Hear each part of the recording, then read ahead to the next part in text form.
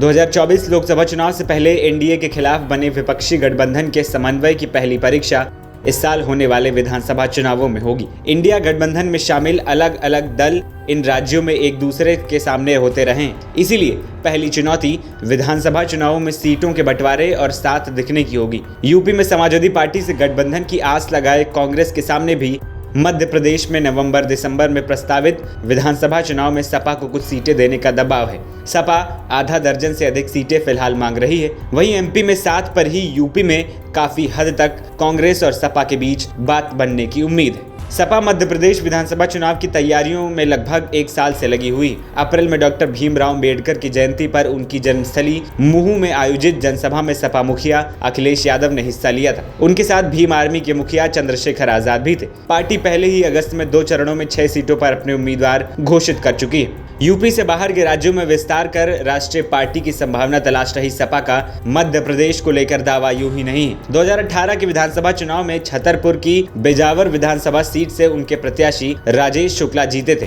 इसके अलावा परसवाड़ा, बालाघाट, पृथ्वीपुर, निवाड़ी और गुड़ विधानसभा में पार्टी दूसरे स्थान पर रही थी। यूपी में कांग्रेस की मौजूदा जमीन को देखते हुए उसे गठबंधन की सख्त दरकार है। सपा मुखिया अखिलेश यादव कई मौकों पर कांग्रेस को बड़ा दिल दिखाने की बात कह चुके हैं। ऐसे में यूपी में साझेदारी के लिए कांग्रेस को एमपी सहित दूसरे राज्यों में भी भागीदारी देने का दबाव होगा। सपा के सूत्रों का कहना है कि पार्टी राजस्थान, छत्तीसगढ़ सहित अन्य चुनावी राज्यों के लिए दबाव भी नहीं बना रही है। पार्टी एमपी में ही सीट मांग रही है क्योंकि यहाँ उनके पास जमीनी आधार है। इन चुनावों में कांग्रेस का रुख उसके लिए यूपी में भी दोस्ती के रास्ते तय करने वाला है। एनबीटी ऑनलाइन की रिपोर्ट।